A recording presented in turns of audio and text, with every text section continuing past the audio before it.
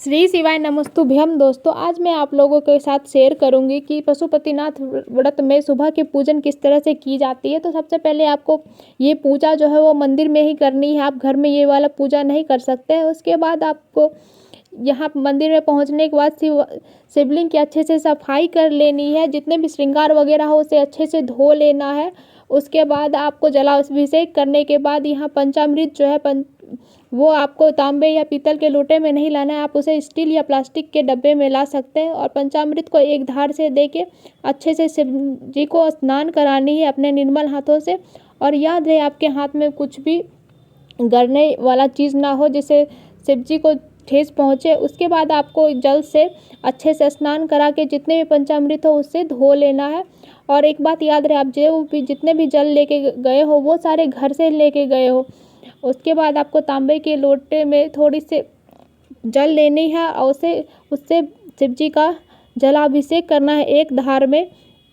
और अगर आपको नीर चाहिए तो आप इस तरह से जलाभिषेक करते समय एक बर्तन में इस तरह से नीर ले सकते हैं। और अगर आपके पास गंगा जल वगैरह नहीं है और तांबे के लोटे से आप जल चढ़ाते हैं तो वो भी जो है गंगा जल के समान होता है।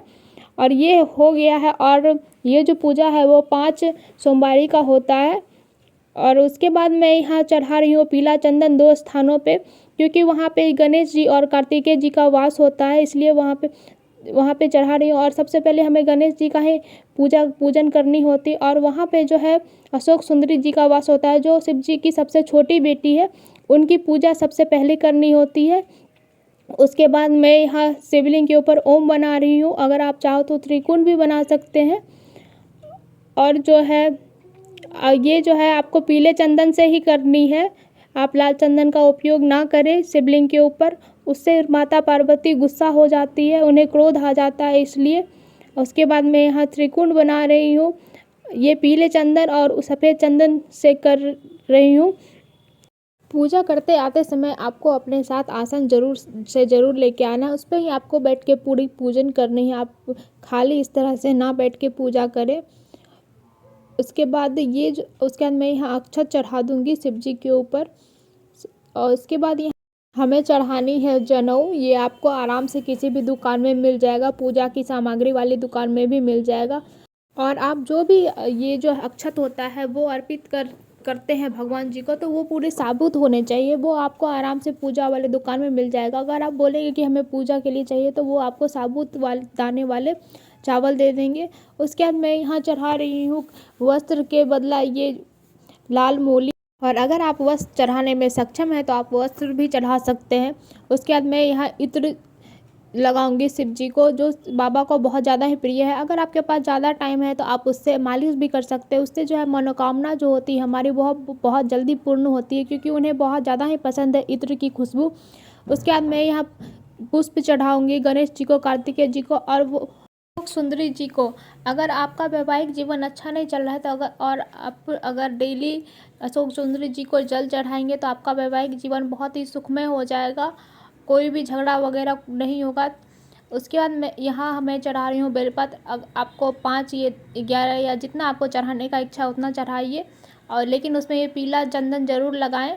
अगर आपके पास बेलपत्री उपलब्ध नहीं है तो आपका दूसरे का चढ़ाया हुआ बेलपत्री को धो के भी चढ़ा सकते हैं, वो भी शुद्ध ही माना जाता है। क्योंकि बहुत सारे जगह ऐसे होते हैं जहाँ बेलपात मिल पाना बहुत ज़्यादा ही मुश्किल हो जाता है। तो उसके बाद जो है यहाँ मैं चढ़ाऊँगी ये दुब्बी भी जो है बाबा को बहुत प्रिय होता है। गोल मिर्ची भी चढ़ानी होती है। सनी का जो पत्ता होता है वो भी आप चढ़ा सकते हैं अगर आपके पास उपलब्ध हो तो। वो सारी चीज़ें जो है बाबा को प्रसन्न करने में मदद करती है। अगर बाबा प्रसन्न होंगे तो आपकी मनोकामना ज़रूर पूर्ण होगी। आप सच्चे मन से अगर आप पूजा करते हैं तो उससे भी आपकी मनोकामना ज़रूर पूर्ण होगी। और यहाँ मैं चढ़ा रही हूँ आग के फल का जो बीज होता है वो, क्योंकि यहाँ मिल पाना थोड़ा मुश्किल होता है इसलिए बीज ही चढ़ा देती हूँ। और अब आग के फूल का जो फूल होता है और पत्ता होता है वो भी जो है बाबा को अति प्रिय है, तो वो भी मैं चढ़ा दूँगी। और जो है पूजा करते समय आप मन ही मन नमः शिवाय का जाप जरूर करें। और कोई ऐसा मनोकामना नहीं है जो इस पूजा को करने से पूर्ण नहीं हुआ, तो आप अगर सच्चे मन से करेंगे तो आपकी मनोकामना ज़रूर से ज़रूर पूर्ण होगी। हमारे बाबा हम पे ज़रूर दया करेंगे। और जो ये जो है भांग का जो पत्ता होता है वो बाबा को अति प्रिय है। आप कुछ भी देखेंगे, कुछ भी पूजा हो शिव जी से रिलेटेड, तो उसमें आपको भांग ज़रूर देखने को मिलेगा। उसके बाद में यहाँ सफ़ेद वाला जो फूल होता है, आग इसे आग नहीं बोलते, धतूरा बोलते हैं। धतूरा का जो ये उजला वाला फूल होता है, ये मैं चढ़ा दूँगी इस तरह से माला बना के। अगर आप माला नहीं लेके गए होंगे तो आप इस तरह से माला भी बना सकते हैं, फूल को जोड़ के एक दूसरे से। इसमें आपको 4 फूल की ज़रूरत होती है। ये भी शिव जी को बहुत ज़्यादा ही प्रिय है। और जो पुष्प है, पुष्प में आप पीला रंग का पुष्प या फिर ये जो नीला वाला पुष्प है, ये भी बहुत ज़्यादा प्रिय है, आप ये भी चढ़ा सकते हैं। उसके बाद आपको चढ़ाना है गुलाल। ये आपको गणेश जी, कार्तिकेय जी और साथ साथ में अशोक सुंदरी जी को भी चढ़ाना है। आपको सारे देवता देवी देवता का भी पूजन करना होता है अगर आप मंदिर जाते हो तो। उसके बाद मैं यहाँ चढ़ा रही हूँ गोल मिर्ची। इससे जो है बाबा हमारे बहुत खुश होते हैं। वैसे तो सुबह के पूजन में जो है वो हमें प्रसाद नहीं चढ़ानी होती है। अगर आपकी इच्छा है तो आप मिश्री लेके जा सकते हैं, आप उसे शिवलिंग पर अर्पित कर सकते हैं। उसके बाद आपको लेके जाना है एक दिया, जिसमें आपको घी की बत्ती लेके जानी है और बत्ती को आपको सीधा करके जलाना है। ना उत्तर, ना पूरब, ना पश्चिम, किसी दिशा में नहीं रखनी है, बत्ती को आपको सीधा रखनी है। उसके बाद उसे जला लेना है। उसके बाद आप अगरबत्ती, धूप वगैरह आप जो भी लेके जाएं उसे जला के उससे आप बाबा को दिखाएं। अपने मन में जितनी जो भी मनोकामना है उसे जपते रहें और नमः शिवाय का जाप तो ज़रूर से ज़रूर करें। आप इस तरह से दिखाएं और साथ में जितने भी देवी देवताएं हैं उन्हें भी ये दिया और अगरबत्ती ज़रूर दिखाएं। इससे जो है भगवान हमारे खुश होते हैं। अगर आपके पास धूप का व्यवस्था हो तो धूप भी आप जला सकते हैं, वो हमारे बाबा को बहुत पसंद आता है। उसके बाद मैं यहाँ पुष्प को नीचे रख रही हूँ, क्योंकि जो है दीपक को जो है इस तरह से नहीं रखना चाहिए डायरेक्ट धरती माता पे।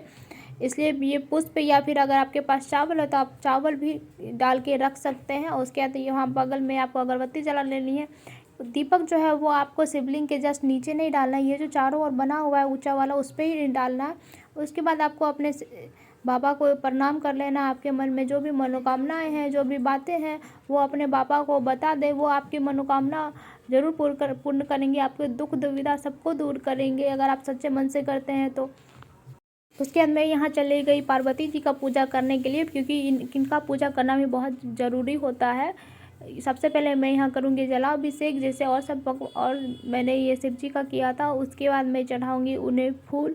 ये पार्वती जी को लाल पुष्प बहुत पसंद आता है, तो इसलिए मैं उन्हें लाल पुष्प ज़रूर से ज़रूर अर्पित करना चाहती हूँ। अगर उपलब्ध ना हो तो पीला चढ़ा देती हूँ, उससे कोई दिक्कत नहीं होती है। उसके बाद आपको लेनी है ये जो गुलाल है, आप गुलाल भी अर्पित कर सकते हो, उससे भी माँ प्रसन्न होती है। आप जिस तरह से भगवान जी का पूजा करते हो आप उसी तरह से करें। और मैं जैसा कर रही हूँ वैसे मैं आप लोगों को बता रही हूँ। तो मैं उसके बाद यहाँ लूँगी सिंदूर को 5 बार कर लगाऊंगी माता के नाक से लेके सिर तक, और जितना बार लगाऊंगी उतना बार मैं अपने मांग में भी लगाऊंगी। इससे बोलते हैं जैसे माता पार्वती और शिव जी का रिश्ता मजबूत है, उस तरह से हम लोगों का भी होता है। और साथ में हमारे पति की जो आयु है वो भी लंबी होती है, जैसे हम शिव जी के का है। उसके बाद आपको प्रणाम कर लेना है इस तरह से अपने आंचल से। अगर आप कुर्ती वगैरह का पहन के गए हो तो उससे भी आप अपने दुपट्टा के राइट साइड वाले पार्ट को लेके आपको प्रणाम कर लेना है। उसके बाद यहाँ मैं दिखा दूँगी, ये अगरबत्ती और घंटी बजाते हुए ही दिखाना है। उसके बाद मैं चल पड़ी नंदी जी का पूजा करने, क्योंकि ये महत्वपूर्ण पूजा होता है। क्योंकि जो है आपकी जितनी भी मनोकामना या कोई बात होती है वो शिव जी के पास नंदी जी के माध्यम से ही पहुंचती है, इसीलिए नंदी जी का पूजा करना बहुत ज़रूरी होता है। तो मैं यहाँ पीला चंदन पहले लगाऊंगी, उसके बाद थोड़ा सा अक्षत लगाऊंगी। उसके बाद नंदी जी को मैं यहाँ पुष्प चढ़ा रही हूँ। अगर आपके पास दुब्बी उपलब्ध है तो आप दुब्बी भी चढ़ा सकते हैं, वो भी नंदी जी को चढ़ता है। उसके बाद यहाँ अगरबत्ती दिखा दूँगी और ये घंटी बजाते हुए। और आपको एक बात याद रखना है कि आप जितना भी सामग्री लेके गए हो वो दुगुना लेके आपको जाना है, क्योंकि उसमें से कुछ आपको आधा बचा के भी ले जाना है। और शाम के पूजा के समय आपको उसमें कुछ भी नहीं लेना है, चाहे वो जल हो, फूल इत्यादि जो भी चीज़ें हो, आपको दुगुना लेके जानी होती है। आप जल भी चढ़ाते हो तो थोड़ी सी बचा के ज़रूर लेके जाए। बस मैं अपना वीडियो को यहीं समाप्त करती हूँ। अगर अच्छा लगा तो मेरे चैनल को सब्सक्राइब कीजिए।